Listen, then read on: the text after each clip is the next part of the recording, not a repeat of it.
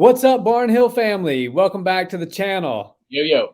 So, Nick, obviously heartbreaking for Houston and Derrick Lewis last night. We were really hoping to see a champion crowned in our city. But the reality is the story's all about Ciryl Gane. Just how good is this guy? My God, that performance was about as flawless as it gets. And when you're talking about the heavyweight division, all you talk about is hammers in that division. And Derrick Lewis might be the biggest hammer of all. And for Ciryl Gane to avoid all of those big shots, all of those bum rushes that Derrick was trying to get off and get the job done the way he did was super impressive. I think that there was a clear cut 3 to 5 guys in the heavyweight division as far as skill and ranking and all that goes. And after last night, I think skill for skill, Ciryl Gane might be the most talented active heavyweight on the planet. You know, it was very interesting in the post-fight show. Nice to have Max Kellerman as an addition. He obviously knows his boxing stuff, but he's coming around to MMA as well. Yeah. He made the point of saying that we actually might be witnessing the best fighter in the world in Ciryl Gane, because presumably the best fighter, not the most decorated or who has the biggest resume, but the best fighter really should be the best heavyweight in the UFC, because that's the fighter that could kick everybody else's butt on planet Earth. Right. And Ciryl Gane might be just that. I was very impressed. You know, the question going into last night was Ciryl Gane is not a or the talking point rather was, and I'm guilty of it myself, Ciryl Gane was not a finisher. And so he would have a hard time being in there 25 minutes with Derrick Lewis and not getting touched by that power in a 25-minute period of time. He answered that question, or that is no longer a topic for debate.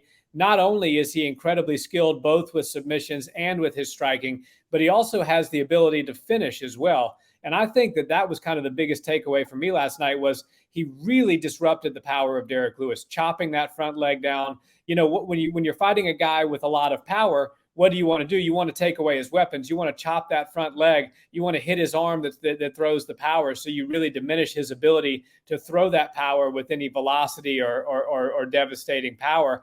And Ciryl did a beautiful job of that. And he's also very elusive, in and out, engaging on his terms.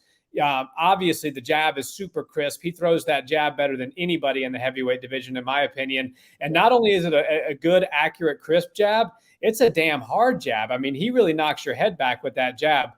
Very impressed. Very impressed. In a 5-round atmosphere, you have to fight at a smart pace, and he does that. Credit to Derrick Lewis, too. He does fight at a very smart pace as well, and he's not willing to just throw out, caution to the wind and go look for the knockouts if that means it's going to leave him no gas in the tank later in the fight.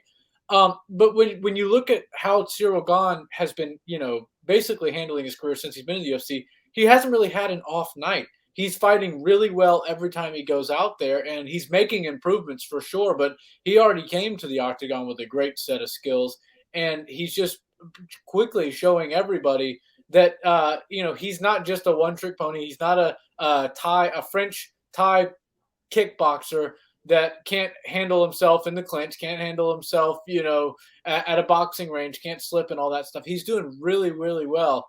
And I think it was really smart of him to stay at bay. When you think about Derrick Lewis, all of his opponents know one thing: stay out of punching range or you're going to go to sleep.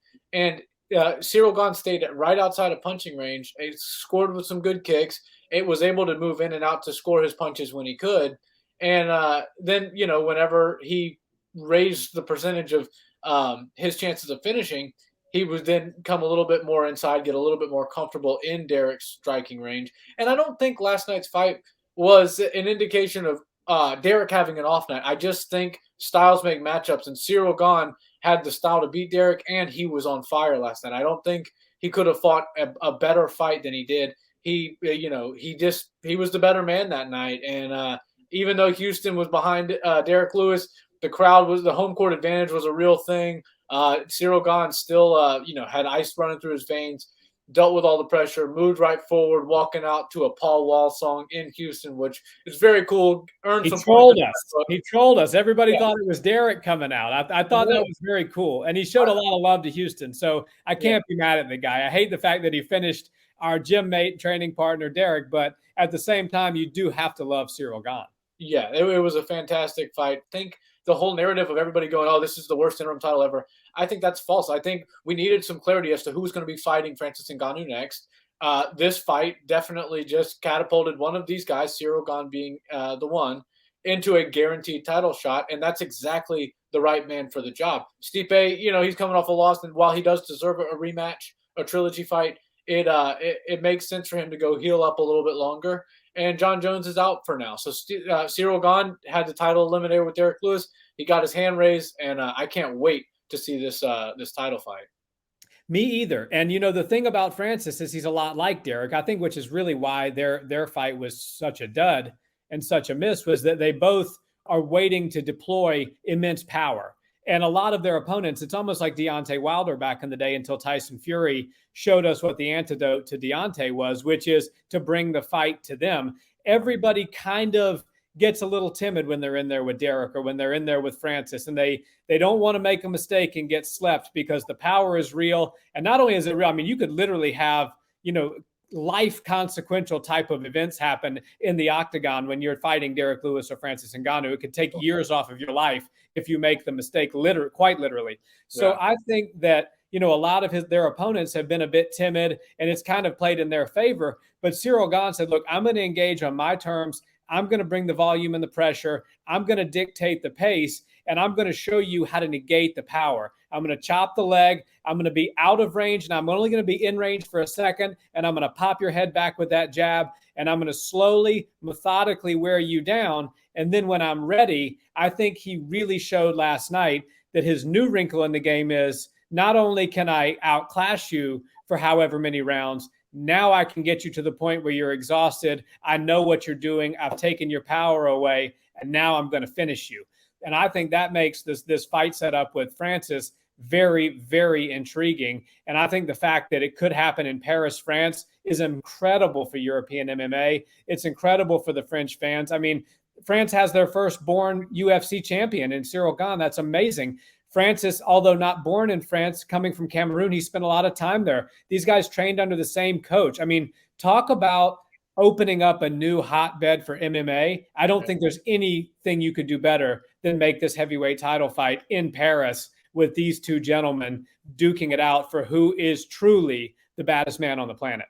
Yeah, I couldn't agree more. It's a promotional piece of gold. Literally, you couldn't script this if you wanted to.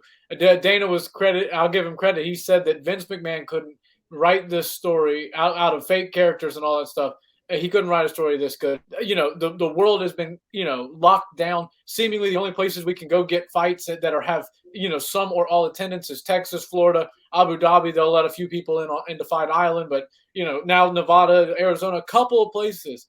But if the world opens up for France to have a full attendance stadium fight between these two guys who spent a significant amount of their life there, one of them being born there, both of them training together in the same gym. They obviously know each other. They've got secrets that we all want to know. We're not going to find out about it till fight night, but one of those guys got the better of the other one on the majority of the days. And I don't know which one it is, but I would love to find out. And I feel like they know who the real champ is, or who's better between the two of them, who got the better of the exchanges. And I can't wait to see it potentially unfold in France. Obviously, the show must go on. If it can't happen in France, then we have to get it moving along. But this is still a picture-perfect story. It couldn't end any better. If they go to Paris, it's going to be insane. It's going to literally explode MMA in France, which has been one of the slower countries to get behind the world of mixed martial arts. So it's really cool to see these two studs. Also, they look like $1 million a piece.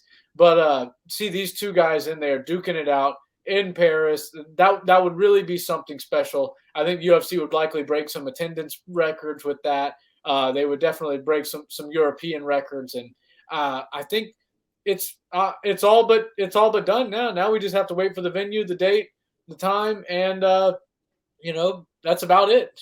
Yeah, I truly don't think you could make a bigger show in Europe right now, maybe with the exception of AJ versus Tyson Fury in the UK. But this would be about as close of a second as you could get. We don't do the stadium shows here in the US. That's not really like something that's part of our culture. We prefer the more like intimate setting. But I think they're very cool, and that it works in Australia. It works in Europe. I could see this being the biggest live gate of all time. I could see it being the biggest pay-per-view of all time. And hey, us here in the States, we might get an afternoon pay-per-view. I'd love to see that too. Yeah, that would be very nice. Yeah. We're always staying up till 1 and 2 o'clock in the morning.